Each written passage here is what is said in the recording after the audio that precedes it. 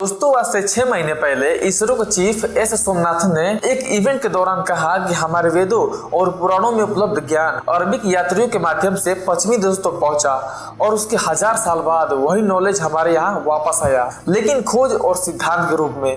लेकिन दोस्तों यहाँ यह सवाल उठता है कि क्या सच में हमारे वेदों और पुराणों में विज्ञान है? क्या हमारे स्क्रिप्चर्स आज भी विज्ञान को चैलेंज कर सकते हैं? सच तो मुझे भी नहीं पता, लेकिन दोस्तों हम इन्हीं सभी सवालों का जवाब ढूंढने की कोशिश करेंगे, तो बने रहिए वीडियो में अंत तक।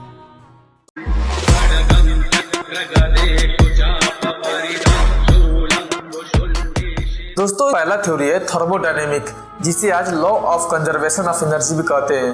दोस्तों इस थ्योरी को आपने अपने कॉलेज या स्कूल में जरूर पढ़ा होगा, जिसमें बताया जाता है कि एनर्जी को नहीं हम बना सकते हैं और नहीं डिस्ट्रॉय कर सकते हैं, हम बस इसे एक रूप से दूसरे रूप में बदल सकते हैं। दोस्तों इस थ्योरी को जूलियस रॉबर्ट मैरे ने 1842 में खोजा था, लेकिन 3142 ईसा पूर्व पहले लिखी गई किताब श्रीमद् भगवत गीता के अध्याय 2 और श्लोक 20 में भगवान श्री कृष्ण अर्जुन को पहले ही कह चुके होते हैं कि आत्मा को न बनाया जा सकता है और न ही इसे नष्ट किया जा सकता है। यह सिर्फ एक शरीर से दूसरे शरीर में स्थानांतरित यानी ट्रांसफर होता रहता है। और दोस्तों वैज्ञानिकों ने आत्मा को एनर्जी ही माना है। दोस्तों हम सबने पढ़ा है कि ग्रेविटी की खोज सर आइजैक न्यूटन ने 1666 ईस्वी में किए थे, लेकिन दोस्तों जीसस क्राइस्ट या ईसा मसीह के जन्म से 1500 ईसा पूर्व से 1000 ईसा पूर्व ऋषि व्यास जी द्वारा संकलित वेद ऋग्वेद के मंडल 10 सूक्त 149 और मंत्र नंबर 1 में लिखा गया है कि सूर्य ने पृथ्वी और अन्य ग्रहों को गुरुत्वाकर्षण यानी ग्रेविटी के जरिए बांध रखा है और सभी ग्रह उसके चक्कर लगाते हैं। और यह स्ट्रॉन्ग एविडेंस है कि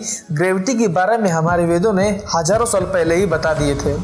और दोस्तों 6th and 2nd century BCE में ऋषिकनाथ द्वारा लिखा गया किताब वैशेषिका सूत्र के मंडल 5 सूक्त 1 और मंत्र नंबर 6 में लिखा गया है कि आत्मकर्म हस्त संयोगाश्च, मतलब हाथ के संपर्क में आने से कोई वस्तु उसी स्थिति में रहता है।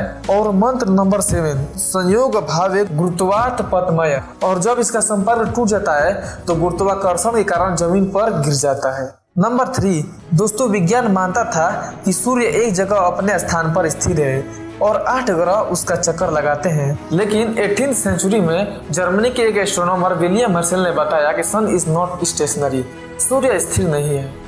दोस्तों लेकिन 1200 और 800 ईसा पूर्व के बीच लिखा गया वेद यजुर्वेद के अध्याय 33 मंत्र 43 में लिखा है कि सूर्य अपने आकर्षण शक्ति के माध्यम से पृथ्वी जैसे नश्वर पिंडों को लेकर अंतरिक्ष में घूमता है।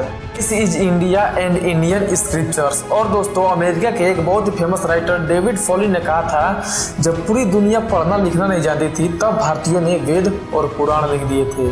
जब पूरी दुनिया में शिक्षा नाम का कोई चीज नहीं था तब भारत में गुरुकुल द्वारा शिक्षा दी जाती थी।